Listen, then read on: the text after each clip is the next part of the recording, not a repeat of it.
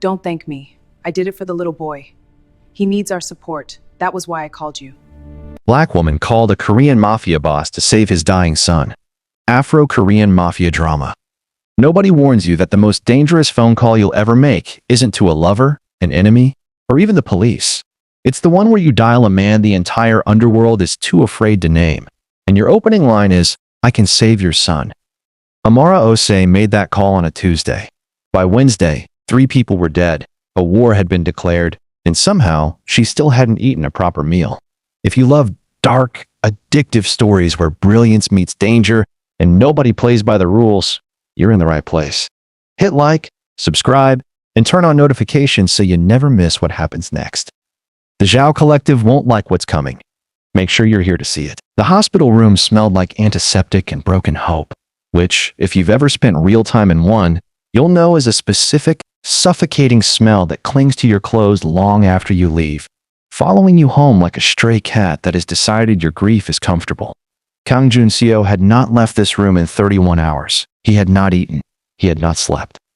He had sat in a chair that was clearly designed by someone who had never experienced human suffering, in a penthouse-converted medical suite that his people had assembled in under 4 hours.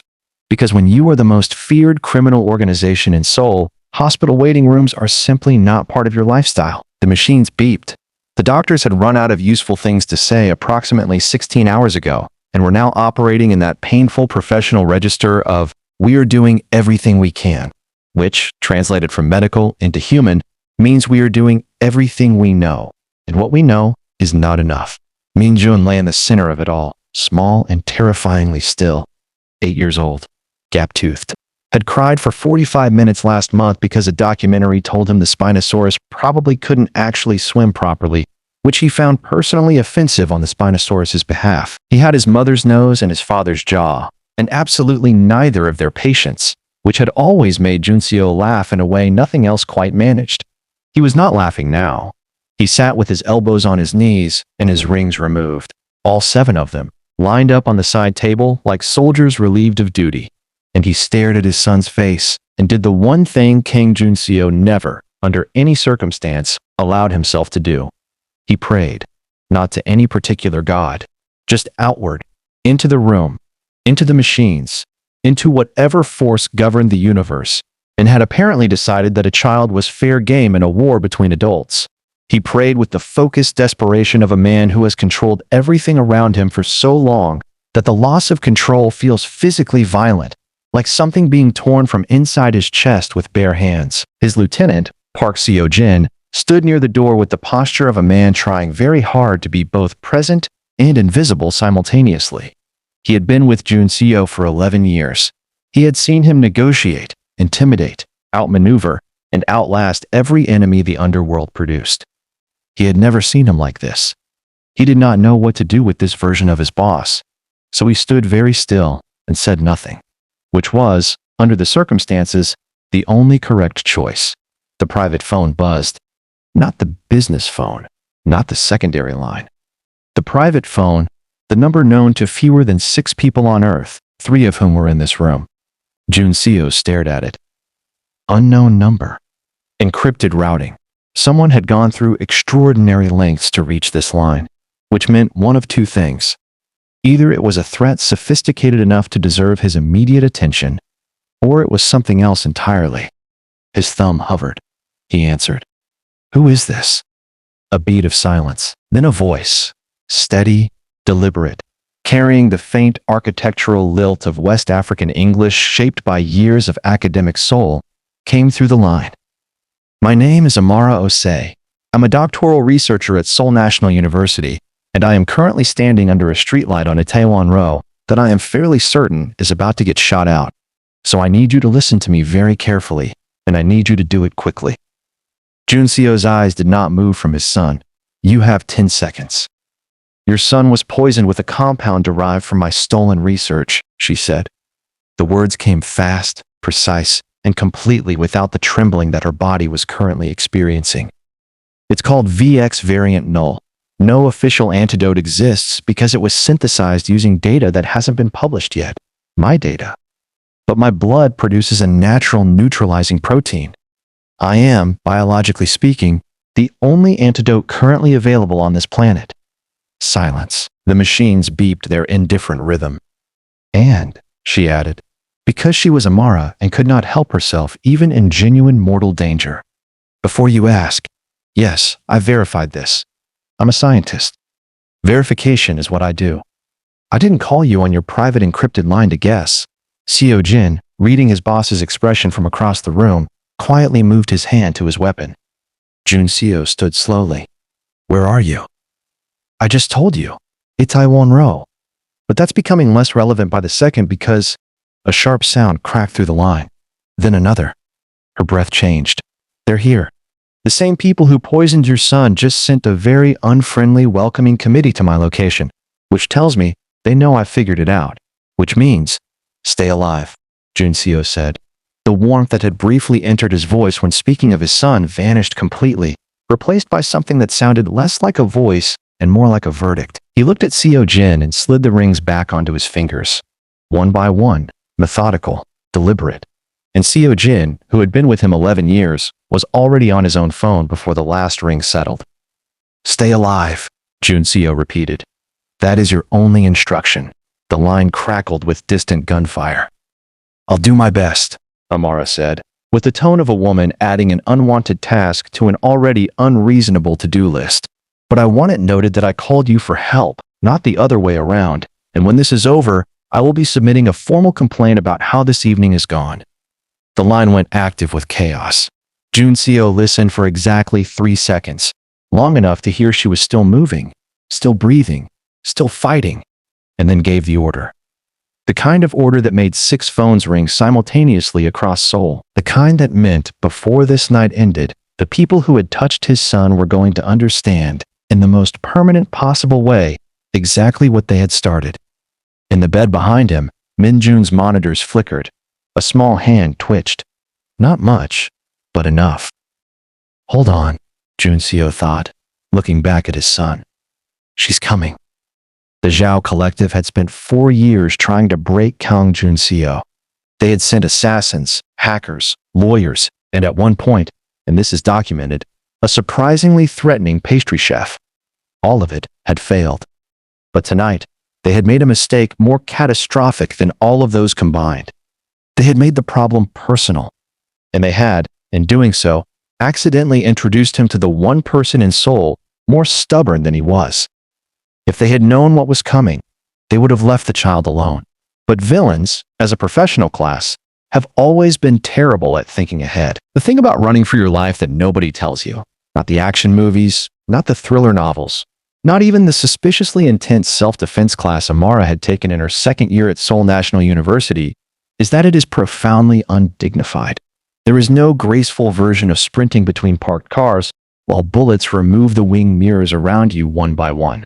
There is no composed, cinematic way to slide across the hood of a Honda and land in a crouch behind a concrete pillar while simultaneously keeping a phone pressed to your ear. There is only the burning in your lungs, the screaming in your knees, and the deeply unhelpful internal monologue that, in Amara's case, had chosen this specific moment to remind her that she had a chapter revision due to her supervisor by Friday. She was not going to make that deadline. She was going to note that officially, for the record, this was the Zhao Collective's fault. There were 4 of them. She had counted because she was a researcher, and counting things was her default response to stress, which was either a gift or a personality disorder depending on who you asked. 4 men, black tactical gear, moving with the coordinated efficiency of people who did this regularly and found it tedious, which Amara found deeply insulting. She was not a tedious situation. She was an emergency. She ducked behind a delivery van as a shot cracked against the metal above her head, sending a small shower of sparks into her hair. She beat them out with her palm without breaking stride, which was, she would later decide, her most impressive moment of the evening. Her bag was still on her shoulder. This was non-negotiable. The bag contained her laptop, 3 external drives, a printed copy of her research notes, and a container of leftover jollof rice that she was absolutely not abandoning for the Zhao Collective or anyone else. She had cooked that rice at 2 in the morning 3 days ago, and it was seasoned to a level of perfection that frankly deserved its own academic paper. It was coming with her. She pressed herself flat against the van and pulled up the tracking app on her phone. Jun Seo's men had a location ping on her phone now. Seo Jin had pushed it through in the 90 seconds between the call ending and all of this beginning, which was either impressive efficiency or a concerning indicator of how often they did this sort of thing. The app showed 2 blue dots converging on her position from opposite ends of the street. 2 minutes. Maybe 90 seconds if they drove the way rich criminal organizations typically drove, which was without any regard for traffic law or basic civic responsibility. She had approximately 90 seconds to not get shot. Amara looked at the gap between the van and the next vehicle, 12 feet of open street. One of the 4 men was positioned at the end of the road in a way that made crossing directly inadvisable. She assessed, calculated, decided. Then she did something none of the 4 tactical professionals had apparently anticipated. She went toward them, not at the armed one. At the gap to his left, the space he wasn't covering because every training manual ever written assumes a target will move away from danger, because most targets are sensible. She burst from behind the van at full speed, cut left, dropped into a roll that her body immediately filed a formal complaint about, came up between 2 parked motorcycles, and was 3 full vehicles further down the street before the man had finished processing what had just happened. "What?" she heard him say, which was honestly her favorite thing anyone had said to her all week. She didn't stop. She rounded a corner, found a recessed doorway, pressed inside it, and breathed. In the distance, she could hear them recalibrating. Rapid footsteps, terse commands in Mandarin she only partially understood, but the tone was universal. The tone was, where did she go? Her phone buzzed. A text from an unsaved number. Yellow building. Side entrance. 30 seconds. She looked up. Down the alley to her left, half obscured by the shadow of a shuttered convenience store, was a yellow building. Faded paint. Metal door.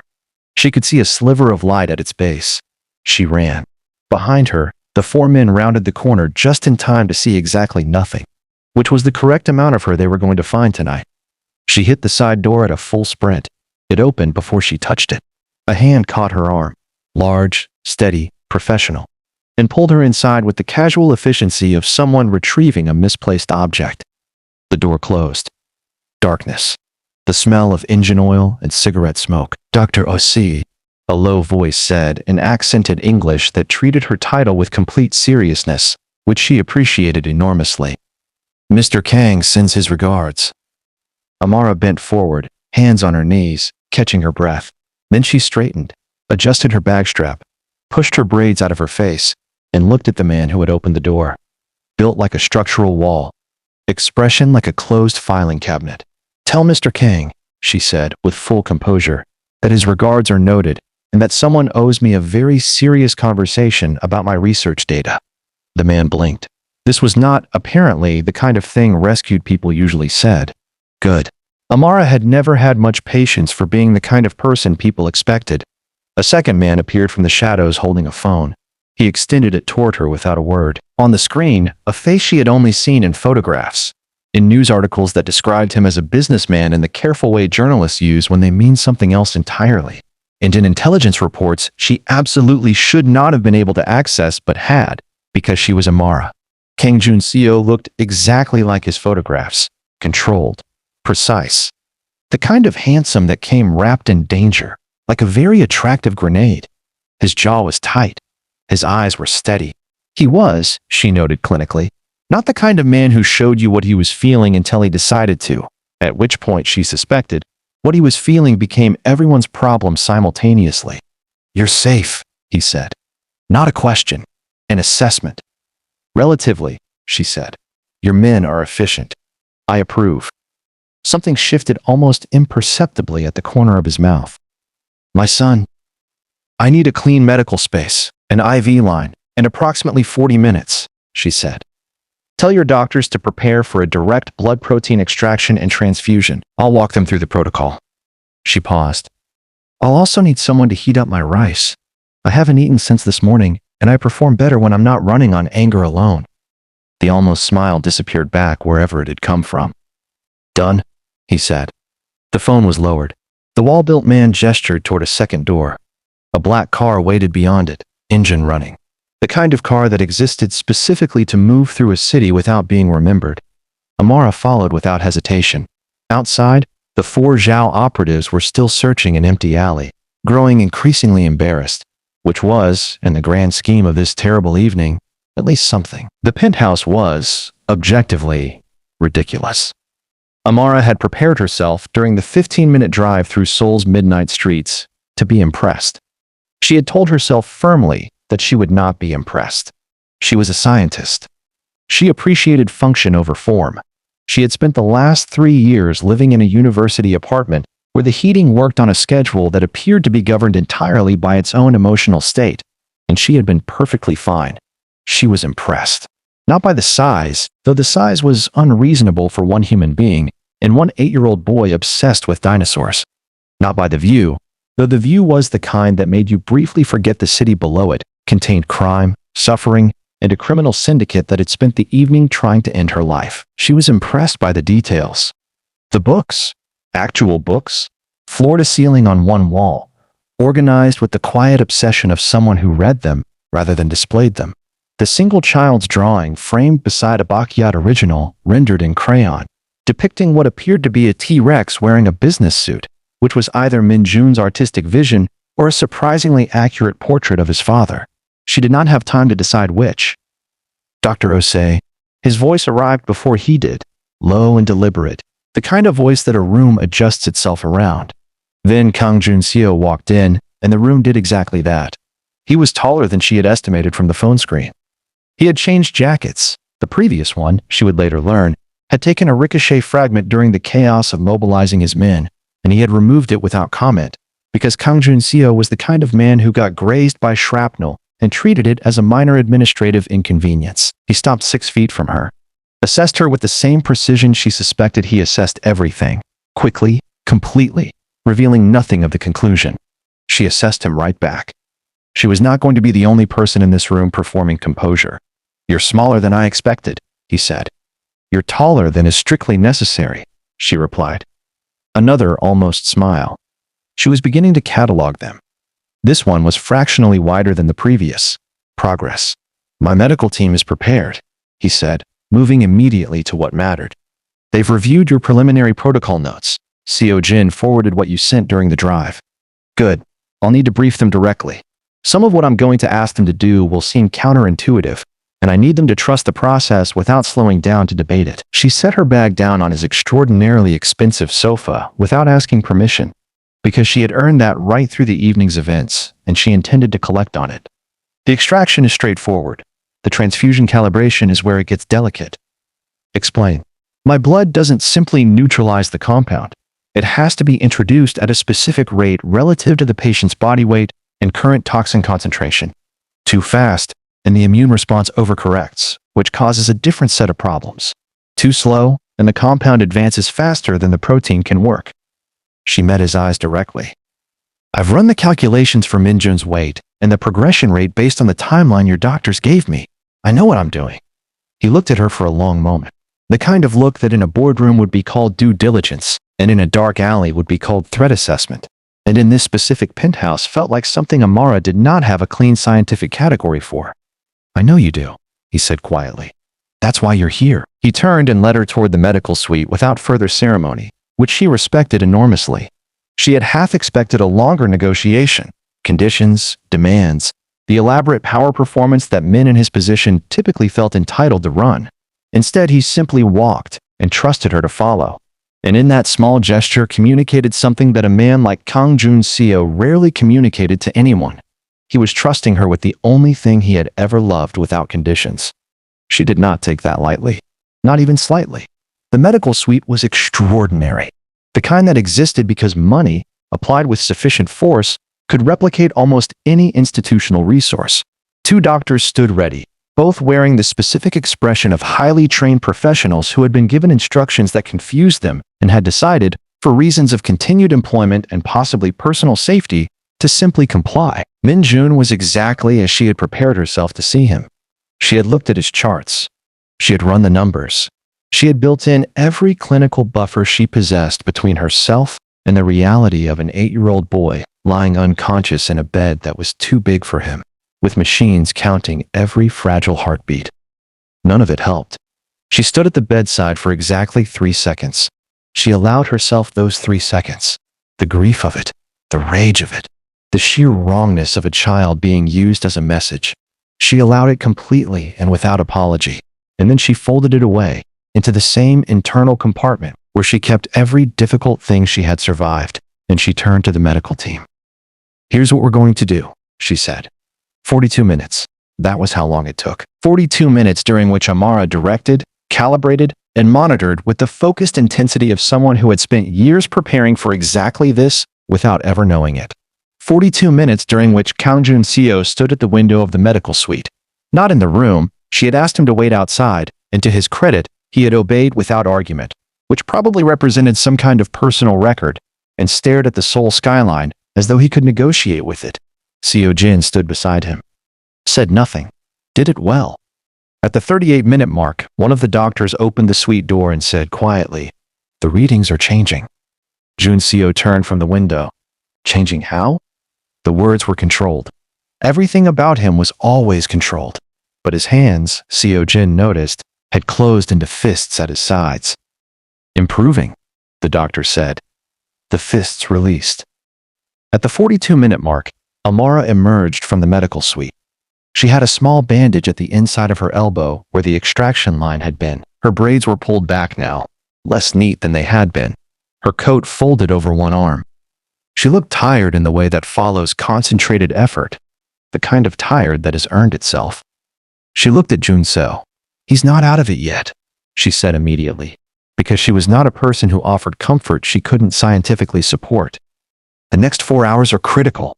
The protein needs time to complete the neutralization cycle, but his vitals are responding. The compound is receding." She paused, measured. "He's going to be all right." The silence that followed was the loudest thing in the room.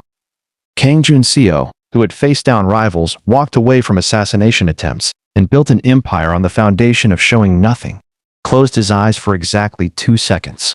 When he opened them, they were different. Not softer, exactly. But something underneath the control had shifted, like tectonic plates realigning after enormous pressure.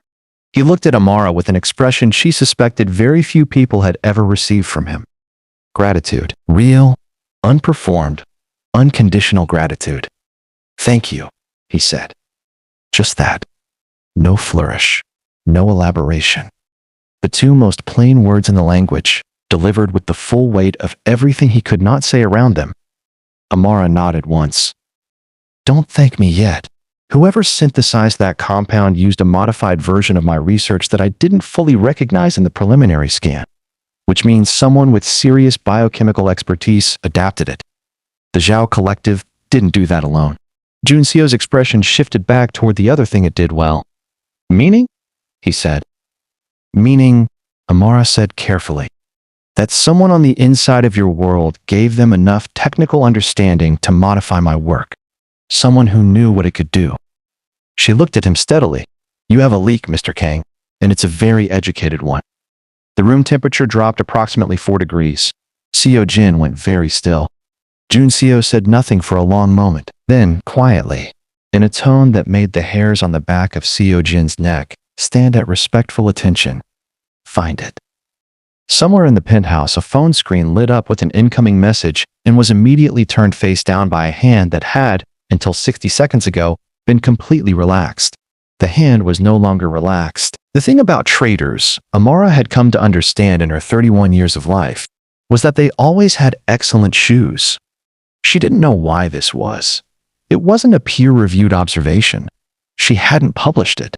But she had noticed, across her life's accumulated experience of people who turned out to be something other than what they presented, that the ones who were secretly terrible always put disproportionate effort into their footwear, as though the shoes were compensating for the soul.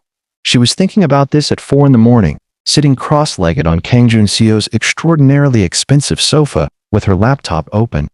A cup of tea that someone had silently produced and placed beside her without being asked, which she appreciated because whoever had done it understood her, and her jollof rice, finally heated, in a container balanced on her knee. She had been given a guest room.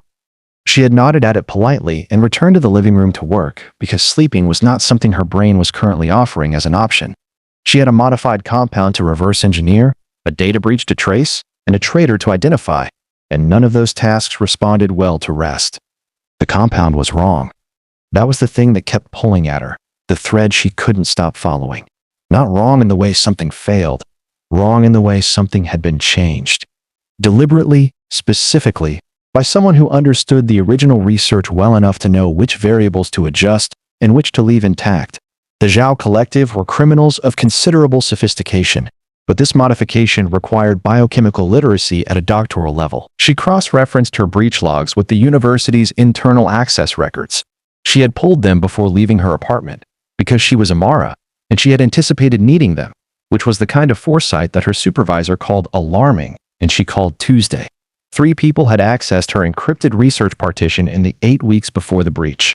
Herself, her supervisor, Professor Lim Chae-won, which was expected and routine, and a third access, logged under a maintenance credential that had no business being in a biochemistry research partition, timestamped at 2:47 a.m. on a Thursday, which was the specific combination of time and day that screamed, this was intentional to anyone paying attention. She ran the credential. It was registered to a university IT contractor. She ran the contractor.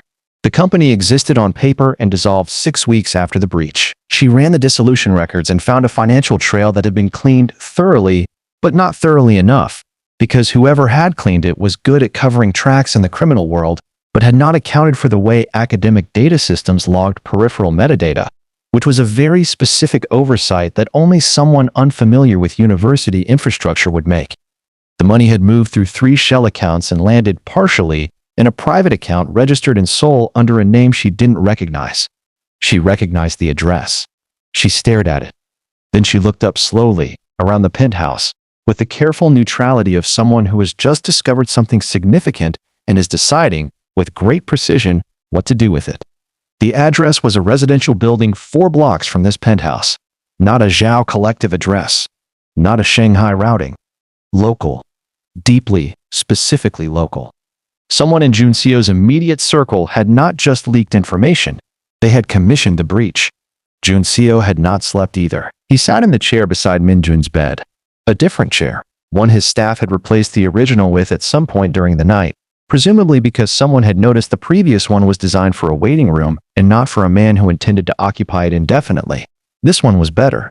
He didn't acknowledge it, but he noticed it. And noting things without acknowledging them was essentially his primary love language. Min Jun's color had improved, fractionally, measurably enough. His breathing had settled from the shallow, labored rhythm of the preceding hours into something closer to the deep, unself-conscious breathing of a sleeping child, the kind that meant the body was using its energy for recovery rather than survival. The monitors confirmed what Amara had promised. The compound was receding. The protein was working. She had done exactly what she said she would do. He sat with that for a while. In his world, people did not do exactly what they said they would do. In his world, words were architecture. You built them carefully. You checked the foundations. You assumed structural failure as a baseline and were occasionally surprised. The number of people who had simply delivered on a promise, cleanly and without leverage, was a very short list. A list he had never expected to add to at 4 in the morning under these circumstances. His phone buzzed. "See you, Jean. She's still working. Living room. Should I ask her to rest?" He almost typed back a simple instruction. Then he stopped. "No. Bring her whatever she needs." He set the phone down, looked at his son. For the first time in 31 hours, the tightness in his chest had loosened enough to allow a thought that wasn't purely fear to exist alongside it. Who was she, really? Not the file. He had the file. Seo Jin had assembled it in the car ride over, the kind of comprehensive background that his organization could produce on anyone in under an hour, which was a capability that made certain government agencies quietly furious. He knew where she was born, where she studied, what she had published, that she had 2 younger brothers in Accra, that she ran 5 kilometers every morning before her research day began, that she had once filed a formal complaint against a university committee for attempting to claim co-authorship on research they had not contributed to, and that the committee had, in fact, backed down. That last detail had made him pause when he read it. Filing a formal complaint against institutional authority as a foreign student, alone, on the basis of being correct and winning, was a specific kind of courage that looked nothing like the dramatic kind, but required, in many ways, more of it. He wanted to know who she was beyond the file. He noted the want, filed it carefully, and returned his attention to his son. Amara had made a decision by the time Seo Jin appeared in the living room doorway at 5:15, with the expression of a man delivering a message he had been given very precise instructions about. "Mr. Kang would like to know if you need anything," Seo Jin said. "I need to speak with him," she said. "Now, preferably." Seo Jin assessed her face, read something in it that updated his posture, and nodded once. He disappeared. 3 minutes later, Jun Seo walked into the living room, still in the same shirt, tie loosened, sleeves rolled once. He looked like a man who had been awake for 33 hours and intended to continue being awake for as long as necessary. He looked at her screen without being invited to. She turned it toward him without being asked. "This address?" she said, pointing. 4 blocks from here. Whose is it?" He looked at the screen. His face did the thing. The closing, the controlled non-reaction that she was learning to read as the opposite of what it appeared. He was reacting. He was reacting significantly. He was simply not allowing it to be visible for reasons of either professional habit or profound personal discipline. "How did you find this?" he said.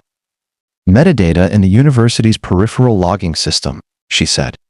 "The breach was commissioned from inside your network, not the Zhao Collective directly. They were the recipients, not the architects. Someone here built them a door."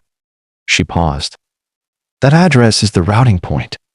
Jun Seo straightened slowly. "That building," he said, "houses the private residence of my head of intelligence." The room was very quiet. "The man who vets all information that comes in and out of this organization," he continued, in a tone that had gone somewhere very still and very cold. "The man who would know exactly which research was worth stealing. The man who has attended every medical briefing about Min Jun's condition in the last 18 months. The man," Amara said carefully, "with the very nice shoes." Jun Seo looked at her. "I noticed when we came in," she said. "They're disproportionately expensive for someone who spends most of his time standing near walls." Something moved behind Jun Seo's eyes. Not humor exactly. Something adjacent to it, in the way that lightning is adjacent to light. He picked up his phone, dialed one word when the line connected. "Ryu." A pause. "Come up." He ended the call and set the phone down on the table beside Amara's jollof rice container with the careful deliberateness of a man setting down a weapon he intends to pick back up very shortly. "His name is Ryu Taehan," Jun Seo said quietly. "He has worked for me for 9 years. "I'm sorry," Amara said. And she meant it. She knew what betrayal of that duration cost. She had read enough about his organization to understand that 9 years in that world was not a professional relationship. It was, by necessity, something closer. Jun Seo looked at her for a moment with that unreadable expression. Then, quietly, "Don't be ready." "For what?" "For whatever he says when he walks in and sees you sitting there with the evidence." He glanced at her screen. "Because you just became the most dangerous person in this room." Amara looked at her laptop, at the trail she had followed through metadata and shell accounts and financial shadows, at the evidence sitting open on the screen like a lit fuse. Then she looked at the door. In the distance, the elevator hummed. Ryu Taehan had excellent posture.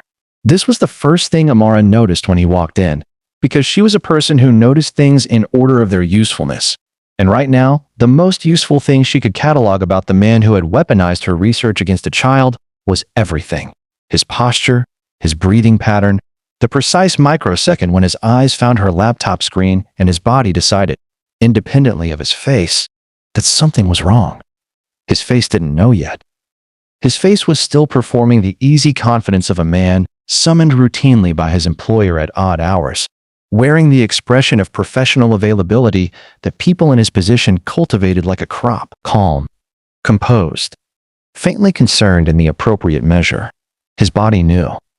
It was subtle. The kind of subtle that most people missed, and that Amara, who had spent years reading biological responses in controlled research environments, did not miss at all.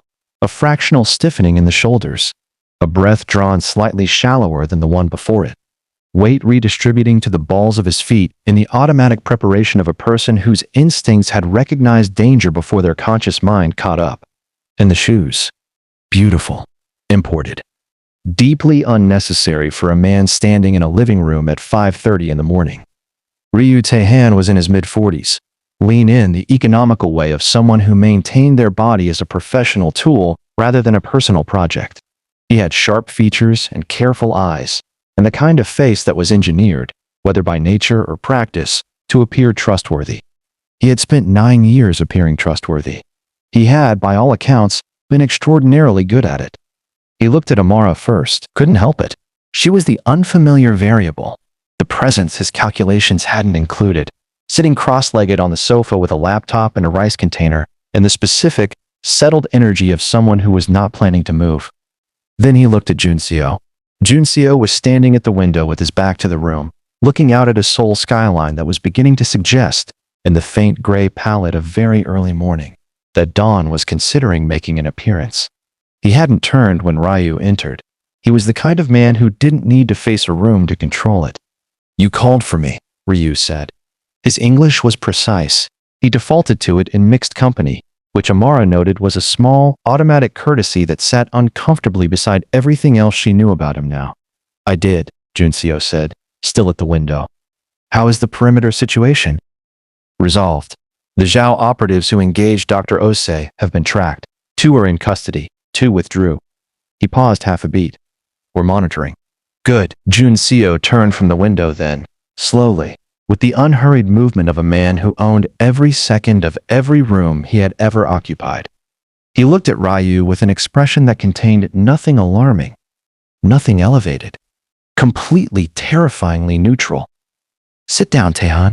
Ryu sat, crossed one leg over the other, glanced again at Amara with the polite, faintly questioning look of someone waiting for an introduction. Amara turned her laptop to face him. She didn't say anything. She simply turned the screen and let the evidence introduce itself, because evidence, in her professional experience, gave better presentations than people. Ryu Taehan looked at the screen. The posture shift this time was not subtle. It was the specific, total body recalibration of a person who has been running a very long, very careful race and has just looked up to find the finish line was never where they thought it was. His composed face went through several things in rapid succession. Recognition, calculation, and then, underneath both, something that Amara identified clinically as fear dressed in the last remaining clothes of dignity. "This is," he started. "Yours," Amara said simply. "The financial routing, the credential access, the timeline." She tapped the screen once. "I traced it through the university's peripheral metadata system. It took me about 90 minutes. I'd have been faster, but I was also eating." Ryu's eyes moved to Junseo. Junseo had not moved, had not changed expression, was looking at Ryu Taehan with the focused, patient attention of a man who had decided something and was simply waiting for the formalities to conclude. "How long?" Junseo said. "Just that. 2 words. But the weight behind them was geological. The compression of 9 years, of trust extended and built upon, and apparently, quietly, systematically hollowed out from underneath." Ryu said nothing for a moment. Amara watched him make a decision, watched the calculation run across his face, the assessment of which version of the truth served him best at this specific junction. She had seen this before, in much less dramatic contexts. The moment a person decides whether to negotiate with evidence or pretend it doesn't exist, he decided to negotiate. 18 months, he said.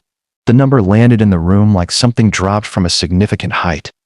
Junseo absorbed it without visible reaction. This, Amara was learning, was perhaps the most frightening thing about him. Not the anger, which she suspected was formidable, but the absolute refusal to let anything move him faster than he chose to move. Minjun was already sick when the approach was made, Ryu continued, and something shifted in his voice. Not regret exactly, but the specific discomfort of a person who has been carrying a rationalization for long enough that they've started to believe it. "They told me it would be a demonstration, a pressure point. They said the boy wouldn't be seriously..." "Stop!" Junseo's voice didn't rise, didn't need to. The single word hit the room like a physical barrier and Ryu stopped as though he'd walked into it. "You knew they intended to harm him." "Not a question." Ryu's jaw tightened. "You knew," Junseo repeated, with the quiet finality of a verdict. "And you gave them the tools to do it." He glanced at Amara's screen.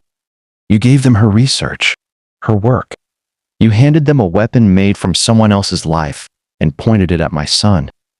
Amara said nothing. She was watching Jun Seo with the careful attention she usually reserved for experiments at a critical juncture, the point where the conditions were set and the outcome was inevitable, and the only remaining variable was the exact form it would take. What did they give you? Jun Seo asked. Ryu lifted his chin. There was something almost defiant in it.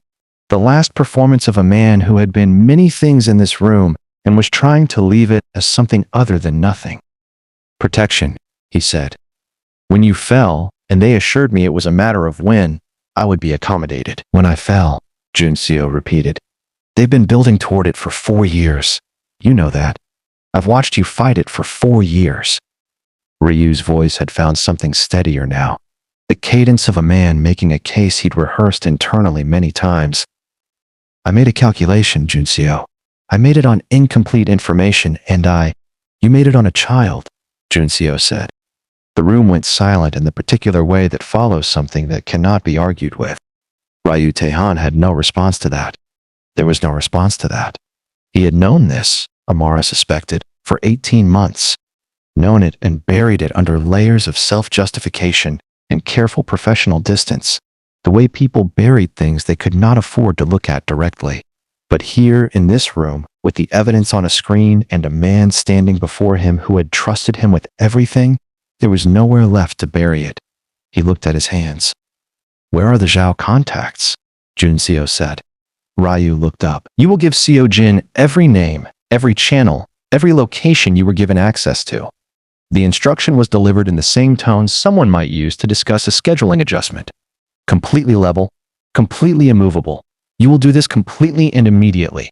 And you will do it because the alternative is a conversation you will find significantly less comfortable than this one. Seo Jin materialized from the hallway with the timing of someone who had been positioned there for exactly this purpose, which he had been, because Seo Jin was professionally excellent at being exactly where he needed to be before anyone asked him to be there. Ryu looked between them, assessed what remained of his options, found them limited, nodded. Seo Jin crossed the room, said something quietly in Korean, and Ryu stood. The shoes, Amara noted as he rose, caught the light one last time. Beautiful leather, imported. The shoes of a man who had planned to be somewhere better than this by now. He was escorted from the room without drama, which was somehow more devastating than drama would have been. The living room settled into quiet. Jun Seo stood in the middle of it, hands at his sides, looking at the space Ryu Taehan had occupied for 9 years, with the expression of a man doing an internal accounting that didn't balance and wasn't going to. Amara closed her laptop, set it aside, picked up her tea, which had gone cold, and drank it anyway because she needed something to do with her hands. I'm sorry, she said, for the second time tonight. And for the second time, she meant it completely. He looked at her. You keep apologizing for things other people did. I keep watching you absorb things other people did, she said. It seems like the appropriate response. He was quiet for a moment. Then, unexpectedly, is there more rice? Amara blinked. Of all the sentences she had prepared for, that was not among them. She looked at her container. Min Jun Kang woke up the way most 8-year-olds woke up, all at once, with complete disregard for the emotional weight of the preceding hours and an immediate, pressing agenda that had nothing to do with anyone else's feelings. Appa, he said, for the second time, louder now, with the specific insistence of a child who had called once and received no instant response and found this unacceptable. Appa, I had a dream about a Brachiosaurus. Jun Seo was sitting on the edge of the bed, his hand over his son's hand, wearing the expression of a man who had prepared himself for many things in his life and had not adequately prepared for how profoundly relieved he would feel to be interrupted by dinosaur content. Did you? He said. It was eating a building, Min Jun said, with the gravity of a scientist reporting significant findings. Our building. It wasn't scared of anything. Smart dinosaur, Jun Seo said. Min Jun looked at him with the evaluative precision that children reserve for adults who were not behaving normally. His father was sitting differently, sounded differently.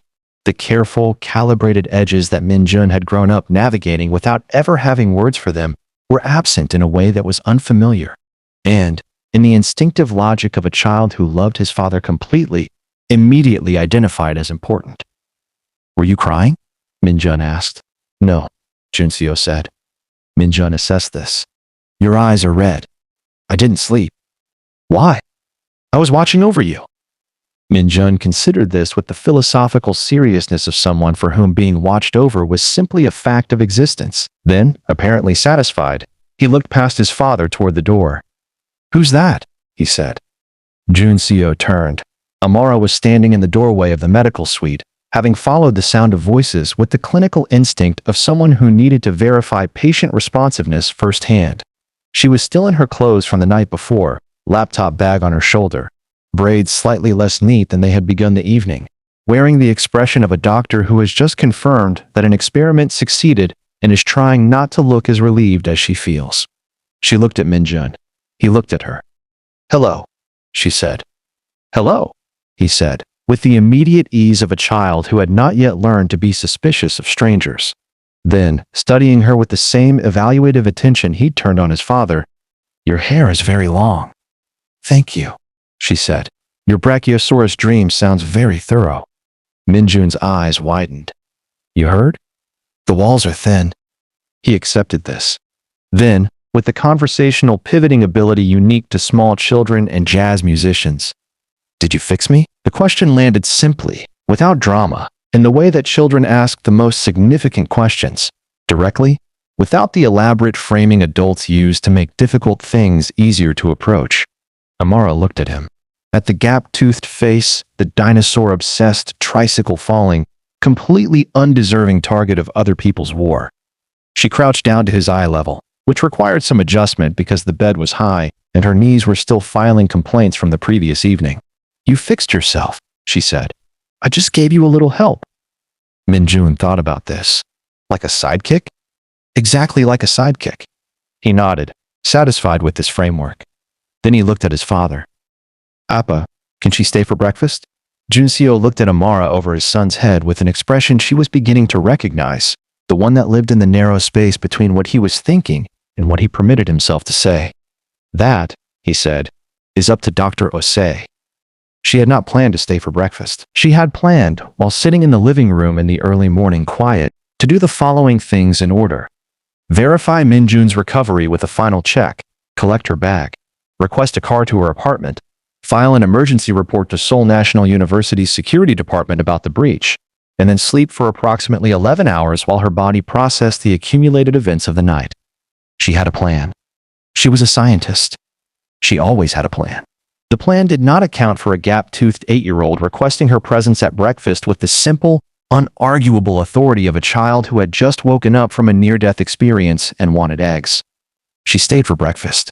It was, under the circumstances, the most surreal meal of her life. The penthouse kitchen, which was, of course, unreasonable in size and equipment, because everything about this place operated on a scale calibrated to excess, was staffed by a cook who materialized at 6 in the morning without apparent surprise and began producing food with the efficient grace of someone accustomed to irregular hours and unusual requests. Minjun sat at the kitchen island in pajamas covered in cartoon triceratops, eating toast and delivering an extended monologue about sauropod neck mechanics that suggested he had been storing it up during his unconscious hours. Junseo sat across from him and listened with the focused attention he probably brought to hostile negotiations, which said something about his priorities that Amara found, despite everything, quietly moving. She sat beside Minjun, because that was where Minjun had placed her with the territorial instinct of a child who had decided she was his, ate eggs that were objectively excellent, and allowed herself, just briefly, to exist in the strange warmth of this impossible morning. You're quiet, Junseo said, when Minjun had been redirected by the cook with a second piece of toast and a strategic question about whether a Brachiosaurus could theoretically swim. I'm processing, she said. The compound? Everything. She looked at him. Last night I was being shot at. This morning I'm eating eggs with a crime boss and a dinosaur expert. Life is unpredictable, he said, with a gravity that was entirely unironic. That is, she said, the single most understated thing anyone has said to me in my entire life. The almost smile returned, fuller this time. Enough to qualify, she decided, as an actual smile, which she cataloged separately from its predecessors because it was operating on a different scale. She looked away before she could do anything inadvisable with that observation. She left at 8. The car was ready. Her bag was packed. Her research drives were secured. She had completed a final check on Minjun. Vital stable, compound neutralization at 93%, and climbing, expected to reach full clearance within 18 hours, and had briefed the medical team with written protocols for the remaining monitoring period, because she was Amara and she did not do anything halfway. Junseo walked her to the elevator. Minjun had been redirected to his room under the firm but affectionate authority of the cook, protesting all the way that he wanted to show Amara his dinosaur encyclopedia, which was apparently a multi-volume situation. "He likes you," Junseo said at the elevator. "He likes that I called myself his sidekick," she said. "Children are straightforward about their criteria." "Adults complicate things unnecessarily," he agreed. She looked at him. He was standing with the careful stillness he defaulted to, but the edges of it were different from the version she had met the previous night, less sealed, less architectural. Something had shifted in the long hours of crisis and resolution, and shared rice, and the specific, unguarded moment of hearing his son's voice. He looked like a person, she thought. A complicated, dangerous, genuinely difficult person, but a person. "What happens now?" she asked, not about herself, about the Zhao collective, about the war that last night had escalated into something that couldn't be quietly walked back. "Now," he said, "I finish it." "Ryu gave you everything?" "Everything." A pause. "More than enough." She nodded. The elevator arrived. She stepped in, turned. "Mr. King," she said. "Junseo," he said. Just that. The correction, quiet and unhurried, offered without demand. She looked at him for a moment. Outside the windows at the end of the corridor, Seoul was fully awake now, bright and enormous, and indifferent to everything the night had contained. "Take care of him," she said. "Always," he said. Simply, absolutely. The elevator doors closed.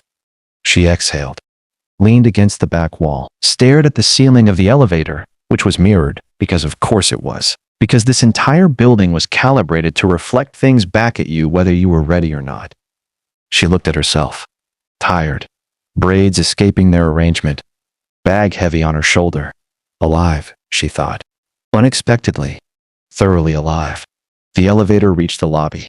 The doors opened, and 4 men in black, tactical gear were standing in the lobby with weapons drawn, and the head of building security was on the floor with his hands behind his head, and the one at the front, tall, cold-eyed, with the particular expression of a man executing a contingency plan, looked directly at Amara and said, in English that carried no accent, and therefore somehow carried all of them, "Dr. Osei, you're coming with us." The Zhao collective, it turned out, had not finished making mistakes. They had simply been waiting for her to be alone. Amara looked at the 4 men, at the weapons, at the lobby, which was expensive and marble-floored and currently extremely hostile. She looked at the one who had spoken. Then she looked down at her bag, and she did the thing that not a single one of them expected her to do. She smiled. "You really?" she said, with the specific calm of a woman who had already survived this night once and found the second attempt significant. The elevator doors opened and Kang Junseo walked out with the unhurried, absolute authority of a man who had been expecting this moment and had dressed for it accordingly. He had put the rings back on, all 7 of them. Amara had not been present the first time she'd heard about the rings. Seo Jin had explained it quietly during the drive to the penthouse, in the tone of someone conveying information they considered essential orientation material. The rings came off when Junseo needed to think. They went back on when thinking was finished and something else had begun. In 11 years, Seo Jin had seen them go back on perhaps a dozen times. Every single time, the problem that had necessitated their removal ceased to exist shortly afterward. The 4 Zhao operatives in the lobby looked at the man walking toward them and performed, in real time, the specific recalculation of people who had been briefed on a target and were now discovering that the briefing had been, in several significant respects, inadequate. They had been told Kang Junseo was dangerous. The word dangerous, it turned out, was the kind of word that described a thing accurately and completely failed to prepare you for the actual experience of it. Behind him, the elevator opened a second time. "Seo Jin," 4 others. Moving with the coordinated efficiency of a unit that had done this before, in worse conditions, against better prepared opposition. The lobby, which had briefly belonged to the Zhao Collective, stopped belonging to them with the speed and finality of a property transfer executed under extreme duress. It took 4 minutes. Amara stood to one side and watched with the expression of someone observing a procedure they had read about extensively and were now seeing demonstrated with considerably more kinetic energy than the literature had suggested. She was not afraid. She had used up her fear allocation for this particular night several hours ago, and her body had declined to produce more. When it was done, cleanly, efficiently, with the minimum necessary drama, Junseo walked to where she was standing. He looked at her for a moment, then he looked at the lobby, then back at her. "You smiled," he said. "I knew you were watching," she said. "You knew I was watching," he repeated, with the careful inflection of someone confirming a detail that mattered more than it appeared to. "You're not the kind of man who stops watching," she said simply. "I paid attention." He looked at her with the expression she had no clean category for, the one that had been appearing with increasing frequency since the rice, since the elevator, since the specific moment she had crouched to Minjun's eye level and called herself a sidekick without hesitation. The expression that lived in the space between what Kang Junseo permitted himself and what he could not entirely prevent. He said nothing, but he offered her his arm in the formal, slightly archaic way of a man whose instincts towards certain gestures ran deeper than his modern context, and she took it without comment, because she was tired and the marble floor was hard and her knees still had opinions about last night. They walked back to the elevator together. Behind them, Seo-jin managed the aftermath with the practiced thoroughness of a man who had been cleaning up his employer's decisive moments for 11 years and had developed, over that time, a system. The Zhao Collective's infrastructure fell apart over the next 72 hours with the momentum of a building whose load-bearing walls have been quietly removed, slowly, and then, all at once. Ryu Taehan had been, in his professional capacity, extraordinarily thorough. 9 years of proximity to the center of the most powerful criminal organization in Seoul meant he had accumulated and subsequently traded to the Zhao Collective a comprehensive map of Junseo's operations. But it cut both ways. He had also accumulated, without fully appreciating the implications, a comprehensive map of the Zhao Collective's operations, their channels, their contacts, their pharmaceutical black market routes, the shell companies, the labs, the names.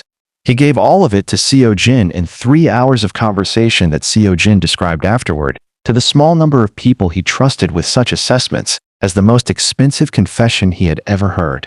Junseo's network moved on the intelligence with the precision of an organization that had been waiting 4 years for an opening this complete.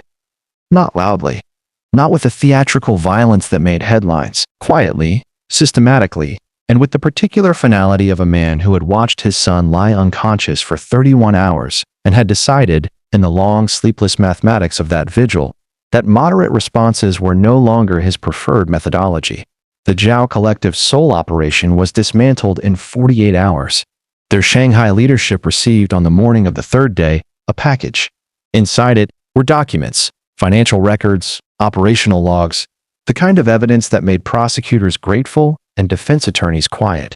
The documents were accompanied by a single card, blank, except for a phone number and 4 words written in a precise, unhurried hand. Consider this a courtesy. The number, when called by the one member of Shanghai leadership who decided to test it, connected to a recording of elevator music that played for exactly 30 seconds before the line went dead. No one called it again. The Zhao Collective, as an operational entity, ceased to make Kang Junseo's world complicated. They did not disappear. Organizations like that rarely disappeared completely. They simply reconfigured and recalculated and redirected their ambitions toward easier targets. But they removed themselves from his orbit with the speed of people who had correctly identified the distance between their capabilities and his patience. It was, by any professional measure, a comprehensive victory. Junseo noted it, filed it, moved on. He had more important things to attend to. Amara's research was restored on the 4th day. This required several things to happen in sequence. It required Seoul National University's security department to formally document the breach, which they did with considerable institutional embarrassment. It required the university to acknowledge that Project ASO was, in its entirety, the original and sole intellectual property of Dr. Amara Osei, which they did with the specific careful language of an institution that has consulted its legal team and been advised that clarity in this instance was significantly cheaper than ambiguity. It required the retraction of a preliminary paper that a visiting researcher had submitted to a pharmaceutical journal 6 weeks prior, citing research that bore a remarkable resemblance to stolen data. The journal acted within 24 hours, which was either admirable efficiency or a reflection of how thoroughly the documentation of wrongdoing had been assembled. Amara suspected the latter because the documentation had been assembled partly by her and partly by a legal team that had appeared without announcement at the university's administrative offices on the second day, representing, according to their business cards, a private consultancy whose founding partner's name she did not recognize, but whose physical address was 4 floors below a certain Seoul penthouse. She called Jun Seo about it. "You sent lawyers to my university," she said. "I sent people to correct the situation," he said. "That is a description of lawyers, yes." "Your research was stolen and used to hurt my son," he said, with the calm of someone stating an axiom. "Restoring it to you completely seemed appropriate." "I could have handled it myself," she said. "I know," he said. "You would have. It would have taken you 6 months and significant personal cost. This took 2 days." She was quiet for a moment. "I don't like owing people things." "You don't owe me anything," he said. "You saved Minjun's life. Whatever I do from here is not a debt. It's a direction." She processed this. "That's a very interesting distinction," she said. "I'm a very interesting person," he said. And this time, she could hear the smile in it, not the almost smile, not the fractional shift at the corner of his mouth, but an actual, unhidden smile carried through a phone line at 11 in the morning, which was, she thought, possibly the most unexpected development in a week that had contained nothing but unexpected developments. "Minjun has been asking about you," he added. "Specifically, he wants to know if you want to see the encyclopedia. He has flagged several pages." "He flagged pages," she repeated, "with sticky notes. He made small drawings on some of them. I have been asked not to look at which ones as it is apparently a surprise." Amara sat in her university apartment, in the thin winter light coming through the window, and felt something shift in her chest that she declined to examine too closely at this particular moment, but noted for future consideration. "Tell him," she said, "that I'll come on Saturday." She came on Saturday. Minjun met her at the elevator with the dinosaur encyclopedia held open to a flagged page, which he presented immediately, before she had fully stepped into the penthouse, because he had been waiting since Thursday and his patience, unlike his father's, was not among his developed attributes. The page was about the Spinosaurus. On the sticky note attached to it, in the careful block letters of a child who was still negotiating his relationship with handwriting, it read, "Dr. Amara, the Spinosaurus was actually good at swimming. I checked. The documentary was wrong." Amara read it. "Read it again." Then she looked at Minjun, who was watching her with the focused expression of someone who has prepared a presentation and is monitoring the audience for appropriate response. "This is very important research," she said seriously. He nodded with great satisfaction. "I know. You checked your sources." "Appa says always check your sources." She looked up. Jun Seo was standing in the living room doorway, leaning against the frame with his arms crossed, wearing the expression of a man who had